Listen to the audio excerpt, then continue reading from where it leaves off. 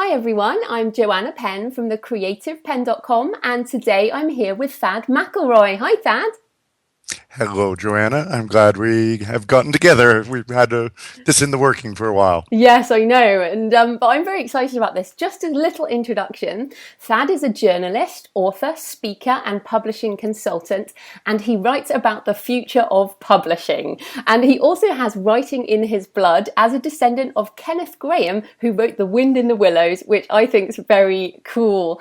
So, yeah, it's a very cool background that you have there, Thad. Thank you. I didn't. I always. I guess I'm used to it, or whatever we would say. But I mean, I'm very proud of the fact that I come from a literary bunch. Yeah, more so that I come from a publishing background. So Mm. many folks that we talk to these days are more recent immigrants into our territory. And yeah, I'm pleased that I've been doing this since I was a bookseller at the age of 17.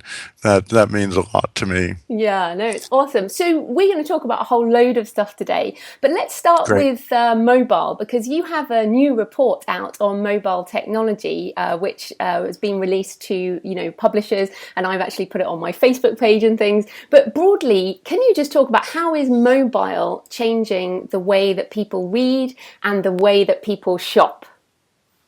Great question.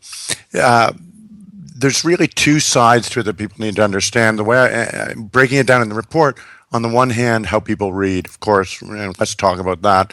But the more profound aspect of it that struck me when I was preparing the report was the social aspect, the how people shop slash how people learn about reading, how people learn about authors.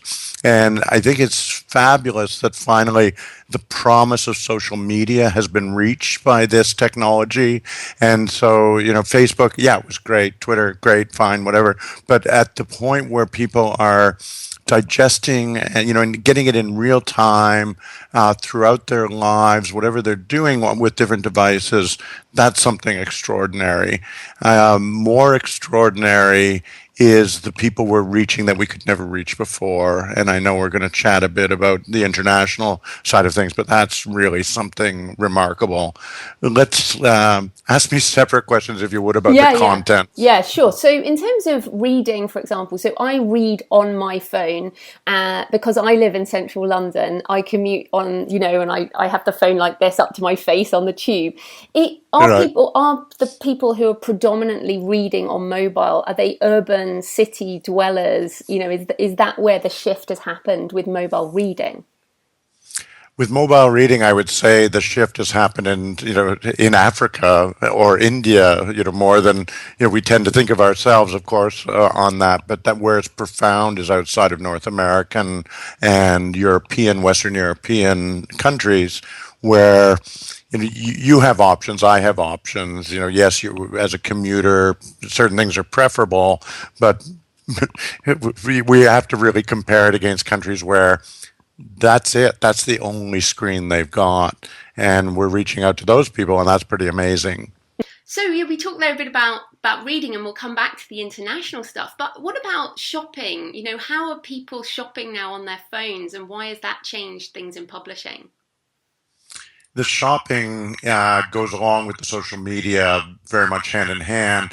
So the way I think publishers and authors need to think about it is that there's a sort of a quick one, two, maybe one, two, three in terms of getting an impulse, let's say from Facebook, that says, okay, Joanna's got her new book out. Oh, I love Joanna's stuff. Click. And before they know it, click over to shopping, click to receive, click they're reading. And that's something that again publishers they're not used to visualizing that. They're used to a very slow kind of analog process that moves things. Someone was saying to me here in Australia the other day, they use trucks. They still use trucks. I can't believe that. Well, on mobile, we don't use trucks. So there you mentioned impulse. So the fact that people might be on Facebook, see something from an author, click a link to buy, and that's the sale. It moves much more smoothly on mobile. And it's funny because I had an email from an author who said, "What do you think the positives of doing a physical book tour are?" And I said, I don't think anything is useful unless it has a clickable link to it. What do you Very think good. about that? Is that true, or is branding awareness still useful? Branding, good old branding. Yeah, I believe completely in the impulsive side. I'm with you 100%. It's got to be that people have to be able to take action instantly. Otherwise, the impulse is lost. And I love the notion that's repeated in a few different places I use now in my presentations that you got 5 seconds. That's it now. 5 seconds to capture the interest of a viewer, let's say on a mobile phone. You may have then an additional 12 seconds to make the sale. But if you haven't got them in the first 5 seconds, you're not going to get them at all. And when you get them, you're not going to hold them long. And while you've got them, if they don't have the ability, they're not going to go off and load another site or load another app and search for the book. No, you're right. Click. So the other exciting thing about mobile is the sort of the international side, and I've actually sold books now in 68 countries, which is just super exciting, and many of those in sub-Saharan Africa, Asia, South America. So what do you see as the future? I mean, do you see the US and the UK as just being a drop in the bucket of digital? Do you see those countries being the major places for mobile sales? Very, very complex problem that you allude to there. Are the US and the UK, the major markets? Of course they are today, tomorrow, sure. But when you look at the demographics on English speaking people around the world, you've got roughly 750 million between the obvious English speaking countries. You've got another 750 million people using English as a second language. More astoundingly, by far, you've got 2 billion people studying English in different places of the world. And you talk about 68 countries. Indeed, that gives you a sense of the kind of interest there is out there. It's great that your books are achieving so much penetration outside of the obvious markets. And these are all, I mean, when you talk about 68 countries, is that all English language purchasers? Yeah, yeah. Wow. Oh, give yourself a little pat on the back there. That is great that you can do that. But anyone listening should say, why am I not doing that? That's the question. In the mobile report, I lay out the demographics, but we have to be thinking about how we reach through social media, then how we actually retail the books internationally. That's something that very few publishers have a properly robust handle on. And it's not enough to just say, oh, well, Apple has stores all over the world and Amazon does too. I think we've got that covered. There's much more than that. And then, the delivery and the support and the, how are you going to reach people within those different nations with their unique cultures and their unique approach to reading, and that's the final part of the equation. Yeah, marketing to different countries is a big deal. But again, that clickable link idea, anything you put on Twitter is accessible all over the world. And yes. Like we said, this is English language. What I have failed at is marketing, say, in German or Spanish, because that's not my language. But luckily, English is the most international language, so that's very much, yeah, very cool. So just also, I wanted to I referenced Peter Diamandis's article on the world in 2025, which I sent you, and I'll include in the show notes for everyone. And he talked about the potential. So 2025, you're a futurist, I'm a sort of closet one. It seems a way off, but it's not that long. It's only 10 years, and he's talking about 8 billion people with internet access coming with Google Loon and Internet.org. So how will that shift the publishing landscape and the creative landscape, because these people will be readers and creators? Yes. The numbers are another thing that I think is everyone should pause, turn off the radio and the TV, and just sit there for 5 minutes and think, I'm not reaching hundreds of thousands. My audience is not a few million. My potential audience now, it measures in the billions, and it's unfathomable within publishing as we've known it. And conception, that we can be reaching so many in publishing sense, it's rounding error now. Just if you're off by 0.05% in terms of your projections, there's another 150,000 people represented by that 0.05%. In the old days, that meant you sold one less book. And so I don't think we can underestimate the impact of those sheer numbers. That's certainly underlying it. I'll put a comma there. However, I have his projections, his predictions. I did look up that document as you'd mentioned it earlier. And if we want to chat about that a bit more, comma, he's one of the futurists who I actually kind of two thumbs down here. Yeah. Why is that? Well, I think folks who are interested in the future of publishing need to beware of the breathless. The breathless predictions are the ones that are going to stir you wrong. Okay, I was a little bit breathless. Maybe we both were on the 8 billion. So we'll say that that's okay to be breathless about. That's a big number. But he gets breathless about, and I'm looking, my eyes will shift a little bit to the screen. He talks about the trillion sensor economy. And so we're hearing a lot these days about the Internet of Things. To me, vastly estimated in any kind of real near term for authors or publishers to worry about. I leave that one off to the side. Perfect knowledge, the idea that we're going to be able to filter the information explosion into something managed and manageable. I don't go with that. There's some of those things where he's beyond what I would consider credible.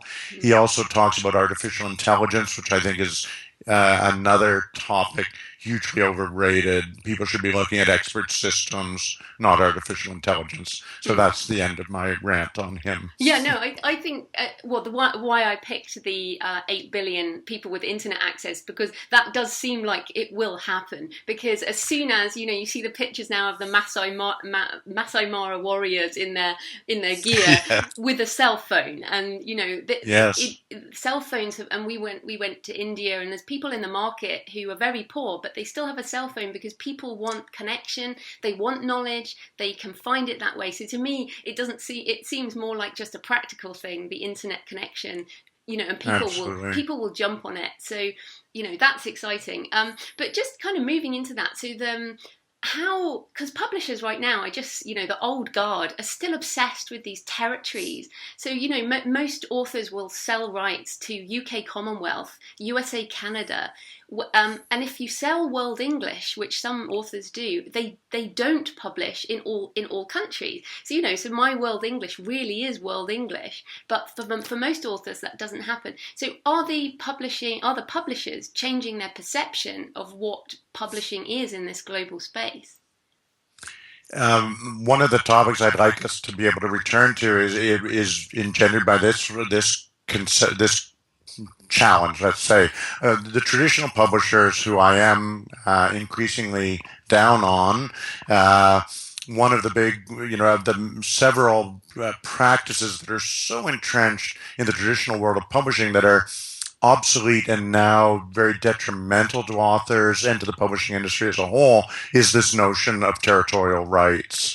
And of course, it comes from an important, valid tradition. There were, important reasons why it developed the way it did. I'm not in any way making fun of the background of this practice, but it's something where today publishers, heading off to Frankfurt in the tens of thousands, to chat amongst themselves as to which countries these things are going to be published in, and translation rights and heralding a big deal like that.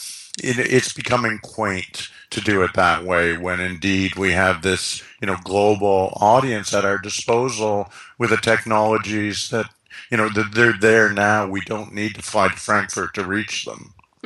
Yeah, I think it's just about parties, isn't it, Frankfurt? It often seems that way. And ego, parties and ego, publishing. Yeah, well, it's part of the fun. But no, it's interesting. And I mean, like you said, you were a bit down on traditional publishers there, but you describe self-publishers as a creative disruption in your report, which was, I think it's actually a lovely phrase. I like being a creative disruption. So what do you mean by Yes. that? What do you mean by that? And how are indies changing things? I am a self-published author. I love self-published authors. I love what's happening with self-publishing. Yeah, I mentioned at the beginning, that I've got a 40-year plus career in publishing, so I should be in. But anyway, I'm pleased that I'm excited because it would have there was that. There's a point where you either go to the bright or go to the dark, and I went to the what I think is a tremendous brightness in our industry now of all of the new talent that's coming in. And most wonderfully, I mean, there's fantastic talent. There's new flavors of talent, new volumes of talent. But mostly, what's really exciting is people coming in. It's not that they're ignorant, it's that they're so excited because they haven't got the rules to get in their way. They're coming in saying, I just wrote this and I want as many people as possible to read it.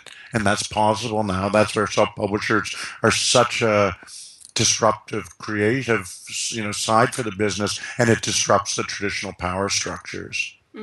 So, I mean, there was a bit of a us versus them probably last year, and now it's kind of moved into more of a settled state where publishing's saying, "Oh, actually, we're fine. You guys just get on with your thing, and we'll just carry on with our thing."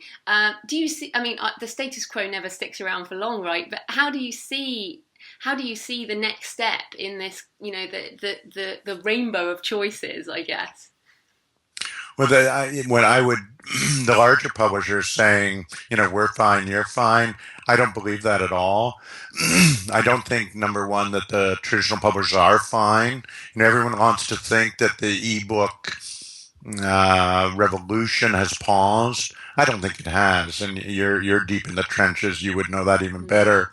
It's paused from the point of view of the spectrum, or the particular prism, let's say, or that traditional publishing looks through. They look at it and say, oh, it's leveled off 20-25%, we're fine, and we don't have to worry about these upstarts anymore. And I think they are really ignoring some amazing things that are happening out there. And fine, I mean, they're not fine. Their businesses have crested. In many cases, are starting to move into a slow decline. But it's not so much about destroying the publishing industry that is. We don't need to do that. What we want to do is keep, building these new things that do not necessarily, need to destroy it, but will thrive and flourish on their own. That publishing can't stop that from happening. So do you see, because I mean, we see these mergers of the mega publishers, and then we've got the indies, like myself at the I say at the bottom or on the side, who really do, lots and lots of individuals who are doing it ourselves and love doing it ourselves. And then you've got the kind of rise of these digital agencies now, which are glorified self-publishing companies, really offering better terms, Yes. but still just essentially putting books in the same places I do. Yeah. Is that the stratification that we're just going to get to, like one mega at the top that still does the big blockbusters, and then lots of these little ones, and then people like me at the say at the bottom again, but creative entrepreneurs? Do you see that remaining, or is it going to just totally fragment? One of the big misconceptions around book publishing in UK and US is that the big publishers actually dominate the business. There's 5 of them. In the United States, the last robust cataloging of the number of active or recently active ISBNs by agency, there's 65,000 just pre-self-published authors, 65,000 so-called publishing institutions, and the big 5 say, we're going to write all the rules. They can write the rules in part because, Barnes and Noble is very much, in cahoots, in that sense. But Amazon's not in the end really in cahoots, despite all of the publicity over the Hachette and all of that stuff. Amazon could, what do we say? I mean, the money means nothing to Amazon, right? We know that. Amazon, the publishing part of Amazon is like this. And so within that, the big five, we can't even see them. All that matters, of course, would be that customers would complain if those books weren't available.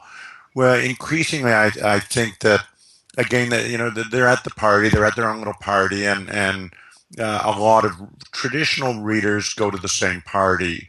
But the readers that go to your party are actually, in many cases, a new group of readers, people that weren't reading very much who are reading more because they're excited by your books and by your presence and your ability to get them excited about your book. So that I think is what people should be considering. It's to me the big five. Even yes, it'll come down to the big four, the big three, 2, 1, perhaps, but mostly they're just going to be shifted quietly off the stage. So what about print? I mean, because everyone likes to wonder about print. I mean, in my opinion, it's going to be pretty hardbacks, gorgeous hardback gift editions, and then throwaway paperback type stuff will be digital. What do you see with print? I do a webinar / seminar called Bookishness.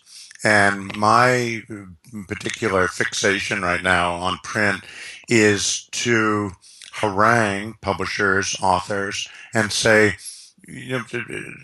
print has its role, and let's not try and make any absolute arguments, but we know that there is an audience that loves print. So what behooves every publisher and author is to say, if I'm going to do print, I'm going to make it fabulous. I'm going to make it so beautiful, so exciting to the touch, so visually fabulous on the front cover, and I'm going to put illustrations and pages where people never thought to illustrate books before, and I'm going to make that print book a delightful experience, well worth the 25 whatever pounds, dollars it's going to be. And the ebook separately needs to be its own delight, which topic that we want to touch on is how difficult that is to do right now with all of the problems in book formatting. But yes, wouldn't it be great if we could do gorgeous ebooks, which they're mostly not gorgeous, and gorgeous print books, which in too many cases are kind of pedestrian. Yeah, just throw away. I won't buy or read throwaway print anymore. The only books I have are big, oversized, full color, exciting print books. But yes. Let's just come back on that ebook thing, because to be fair, most people listening will do print on demand with CreateSpace or Ingram Spark, and we don't do special print editions right now unless it's a very special project. So, for example, I would like to print my own paper, make my own paper, print my own books, make the covers. I'd like to do that. That would be really fun. But with ebooks, do you have any recommendations on the best pretty ebook formatting stuff right now, or when do you think we're going to get that? It's it's a dog's breakfast. It's the only nice way to say it. I'm so disappointed by it. It breaks my heart. And thinking about our chat here today, I was thinking, okay, who does it behoove that ebook formatting is so terrible? And who it behooves is traditional publishers. It's actually very much in their self-interest that ebooks be overpriced, badly produced, suffocated in DRM, because everything they can do to throttle the market as much as possible is in their self-interest, because they're still in a business model that's primarily dependent on revenue and profitability of print, and also on in terms of moving the market, getting reviews, getting authors, publicity, that sort of thing, is based on the ability to send out, first of all, a print version. If they were trying to send out an ebook only version, to the New York Times, it's not going to get reviewed. Let me pause there. Because I've lost my train of thought. Oh, no worries. No, well, it was more. It was more. Do you think that? So you're basically saying that the publishers have no sort of vested interest in making ebooks beautiful. So will the software, the technology to create beautiful ebooks come out of the indie movement, really, in terms of, or because we see so many startups. I mean, there are a number of companies right now who say they can create beautiful ebooks, but it's not easy enough for me. I want something that's easy that I can output, preferably from Scrivener, that will just be beautiful. But Yeah. there's quite a lot of effort involved. But I do see with with Kindle for Kids, with the textbook creator, with iBooks Author, the movement is happening. We are going to have to use HTML5 or whatever to make things more beautiful. I guess my question for you as the futurist is, when do you think the tipping point will come when readers will demand this? They will go, I'm not reading that because that looks crap. That just looks like plain text on the screen. When am I going to get something that looks nice? And I feel like there'll be an avalanche as soon as enough readers are seeing beauty in ebooks. We will have to do it for all books, basically. I think great point you're making. As you're going through that, the one that I keep thinking of that I want to get off the table. Let's put it on there for a moment. It's not, as you're acknowledging, there's some great software tools out there. It's not that we don't have the technology to create beauty. Given that ebooks are primarily HTML5 and CSS, we see beautiful websites every day. So we can have ebooks just as beautiful as we want. And if you look at the EPUB 3 spec, there's nothing in that specification that would stop anyone from creating, the ultimate in ebook, fabulousness. That's not a problem. The problem, of course, is the ebook vendors. And, Amazon is an enemy of the state of authoring, self-publishing. They remain, as much as they've enabled the revolution, they're now, we now need to break down their gates. And I don't know how we're going to do that. They're so powerful. And again, it's the stranglehold that they have on ebook formats serves them incredibly well and serves everyone else incredibly poorly. And there was a little brief moment where I saw authors staying entirely within the Amazon ecosystem, and maybe there was a brief moment where that made financial sense. It doesn't anymore, particularly when we talk about international reach. And so you've got to move beyond the Amazon ecosystem, but Amazon does everything it can that when you do move outside of that ecosystem, you're left to use tools that are very fragmented. And I don't know how you are doing with Barnes & Noble, but the mobile report and the new version of the metadata handbook, I can't get that onto the Barnes & Noble website because of their really poor support of all I'm using is EPUB 3 standard features, but Barnes & Noble, way behind on that. And that's pathetic, right? So there's a terrible thing that's still happening in our business. And, Google's to blame or, is not faultless in this. Apple's been getting much better of late. In some ways, we could sort of hold them up as a poster child where we didn't used to be able to. But so that one's there as a block. And, trying to think, when is this going to get cleared up? We have to then say, when are people going to stop getting their ebooks from Amazon? And I can't, as a futurist, I never go beyond 3 years, and I don't see that one changing in the next 3 years.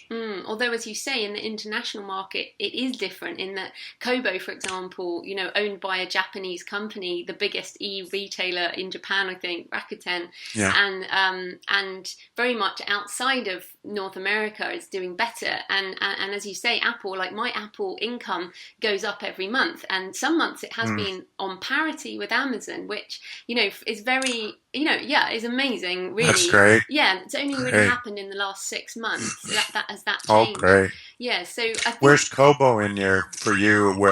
How important is Kobo at this point? it's pretty much third or second income every month, depending, when it is.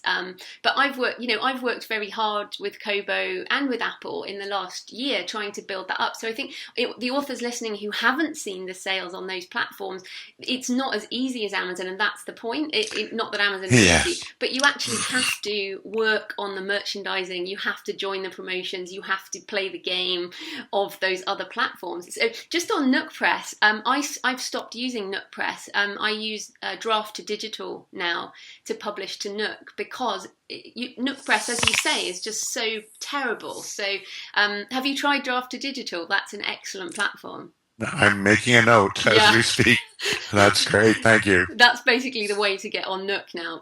But it's interesting. So, just on Nook, do you see it disappearing in the next 3 years? Or, I'd love Kobo to buy it, as many people would. But what do you think about that? Do you just see it gone and we're left with kind of Amazon, Apple? If Google Play have a real go, they might make a dent, but they just don't seem that interested. Yeah.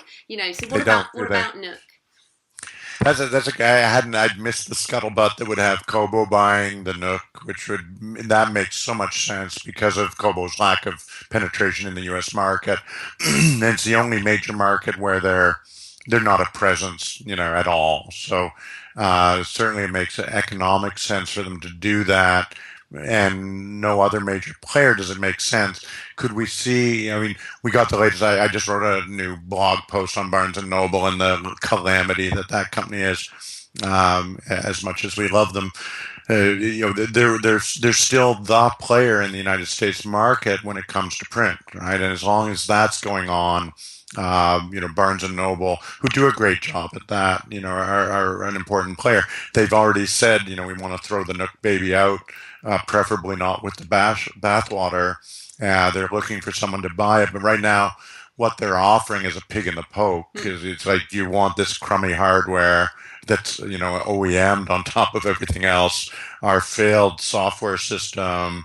But they have this large catalog of existing business relationships, and that's powerful. Kobo's already got that, but what they would gain then is, a market presence that they don't have in the U.S. market. So Kobo. Okay, let's call up Michael Tamlin. Well, I'm sure he's thought it through. But give him our vote. Give him the vote. But another thing I wanted to ask you about, because we've just seen, I think it was yesterday, Scribd cutting a whole load of romance books from their catalogue. Was that interesting? Yeah, really, because basically romance readers are bankrupting their subscription model, which is kind of hilarious that they didn't see that It's coming. wonderful. Yeah, but it's also really bad for those authors who they've cut. But what it does show is the growing popularity of subscription models. And I look at the music industry, and they're like 5 years, maybe even 10 years ahead of us in terms of the publishing industry. But the shift to people getting rid of their MP3 collections, like I've heard people say, "Oh, I just removed in fact, I've just done it. Remove my music from my computer because it's easier to have streaming services than even just find stuff in your iTunes catalog." So do you see subscription models like Scribd, Oyster, Kindle Unlimited being the future for publishing? Do you see that? Very good question. Very important. Very timely. Let's go with you just removed the music from your computer because you can work with streaming. If you took all of the ebooks off your computer, could you join simply Scribd or Oyster and be able to access all of those titles? No, because their libraries are still limited. And when you consider those services, I look at two sides. Okay, if we look at the music side of the business, the essential promise of Spotify / Pandora, et cetera, and Apple to be, is that they can offer essentially everything. That there's very little tension in terms of not being able to find stuff that you really want to find, because without that, they're not going to succeed. That's the nature of the way people consume music. On the other hand, we look at the Netflix model, which says it's essentially a small curated collection. Netflix does a good job of making it seem like it's a larger collection than it is. You actually look at the number of titles they have available at any one time. It's very modest, and I'm sure you've had experiences with Netflix or equivalent where you go, have you got this? No, they don't. Does that make you cancel your subscription? No, because you've got enough other entertainment available on that service. Now, with books, I say that the book reading is far more similar to the music model, whereby certainly for myself, I can't join Scribd or Oyster because they don't have, and I know they don't have, many of the books that I would want from the last few years that I haven't had a chance to, buy and read. And I know that, ongoing, they're not getting the front list of any number of publishers. So it therefore, that's what was so interesting about the romance. I thought it was a great story because it said that romance readers, who we've always known for the most part, or the largest number of them tend to stay within that relatively walled garden of romance reading, which, that's great. So do a lot of mystery readers, science fiction, etc. So within romance, these folks were able to migrate their passion onto a site that was giving them, tons of stuff at in the end, much lower price than they were having to pay for all those individual books. It said to me, isn't it interesting that romance, it remains such a powerful business that it can, force a company as well funded as Scribd to, pull back and have to change their business model essentially and alienate a bunch of customers, threaten a lot of other authors implicitly and a lot of publishers implicitly. So I was actually pleased that the readers of romance, were able to force that move, but it brings into stark relief, the problem for all of us writers, readers is, can those subscription services really substitute for owning our own libraries? And I guess, for me, I like having stuff in the cloud. So I own thousands and, thousands of ebooks, but they're available in the cloud and I can always get them back on my phone or my Paperwhite or, a tablet. So the cloud for me is better than a subscription model. I like to know that they're there, even though, of course, we don't own an ebook. We own a license to read an ebook. But I we own them. Yeah. As far as I'm concerned, we own them. But as in it, finding it again is much easier. I like that much better to have things in the cloud. So maybe it's the cloud services rather than the subscription. But I agree with you. But then I pay Netflix subscription. I'm Amazon Prime, so I watch some Amazon TV. I watch some Netflix TV, and then if we can't find it on either of those, we look at iTunes and download movies that way. So you actually, like you said, you become a consumer across the different platforms. So you could have your subscription for your mass market consumption, and then you buy your extra special stuff when you do that. So, maybe that's the way forward. But it gets pretty expensive, though. You see the bills add up when you have to take that approach. Yeah, that's true. But me and my husband have this rule, which is if it's a book, then you don't have to question it because books are always worth the money. Good. That's good. I like that rule. I could talk to you forever because I'm so excited about all these things. I do want to just ask your opinion on audiobooks because I'm really excited about audio. With smartphones, podcasting has grown. We've got Google Auto and Apple CarPlay coming in 2016, streaming audio, internet into cars. What do you see happening with audiobooks, and have publishers picked up on this yet? Audiobooks are one of the wonderful successes of the last several years. That it was a category that if you track it, as I've been tracking it for some time, it actually was on a sort of frightening decline. And I kept pondering, why is that? Because there's such good production work being done, and there's a wide variety of titles available. You go back 5 years, smaller compared to today, but already there was a good library available. It was sort of trickling off, and then something, I don't know what tipped, where people suddenly realized these things are fantastic. They're so portable. They're rich. You can listen to them anywhere. You can synchronize that, and all of the features that are coming in have turned this format into something exquisite. And now the marriage with the print books is also fantastic. To be able to read and listen works really well for a lot of people. And I see audiobooks having just the brightest possible future. And when you consider the future of publishing, it's one of the ways in which you can imagine the augmentation of the text-only experience. And when we think, the so-called enhanced ebook, there are lots of folks have tried to create that enhancement through audio, which is sort of the wrong way to do it. You've got to make the audio stand alone and then, come back to the print version in order to figure out the best kind of coupling that will have. But for any author, with any kind of legs that is selling a reasonable quantity of books, they have to look to that audiobook option because you're able to reach a lot of audiences that you couldn't reach currently. Plus, you're able to, bring those bring them closer. It increases the passion that they have for your work. Yeah, well, I'm glad you're excited about it too. I think it's just an upward curve, almost like we saw with the Kindle. It was, there's that famous picture of Jeff Bezos with the graph when the Kindle curve just kind of overtook print. And I feel like that with audio, like we're just on this growth curve. And also it's much easier to stand out in audio because there's so few books that actually have audio versions.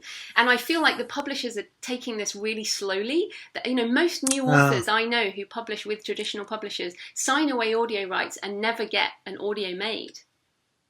Oh, good. Well, you're tracking those numbers better than I am, and that's really interesting what you're saying. I'm sure you've pinned that down.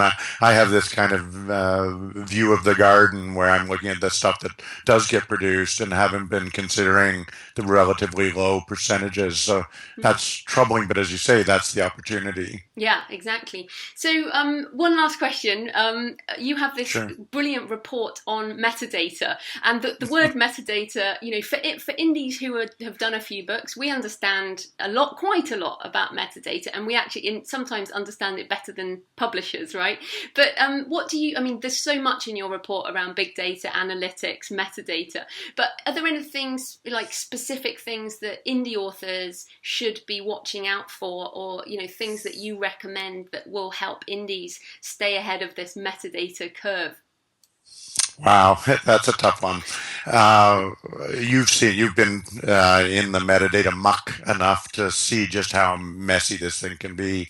And I've been, talking to folks about metadata for some years now. It is, just as ugly as it seems. So, the advice I always have to folks when I speak to them first time about metadata, and they say, this sounds really complicated and kind of awful. I say, yes, it is. Let's start with that. It is as awful as it seems. So if you prepare yourself on that basis, that this is, niggly, it's data structures, and it's really fussy, then now we're ready to go on the journey. And people say, well, then, what's metadata? And you give them the easy answer, title, author, price, pub date, blah. And they say, okay, so that's metadata. Yes, it is metadata, but what I've learned and what authors, it would behoove them to learn, I understand why they don't, is to recognize that it goes way deeper than that. And the deeper they're willing to go, I know, it's like, would I recommend social media or metadata? Well, of course, I'd recommend both, but, if you got to choose one, okay, social media, but make sure at least your metadata basics are right. If you, have misspelled something or you've added an extra space bar, to it, you are potentially depriving a lot of your potential customers of your book because it won't come up properly in a search. It is that, niggly, to use that word. So, the basics of metadata are tremendously important. To go deeper is to open up a lot of important opportunities. The obvious one being when people talk about the descriptions of their books, most people are clued into the idea, yes, I need to include a description of my book as part of the metadata stream. But that little box with the description of your book, that's one of the most powerful tools you've got.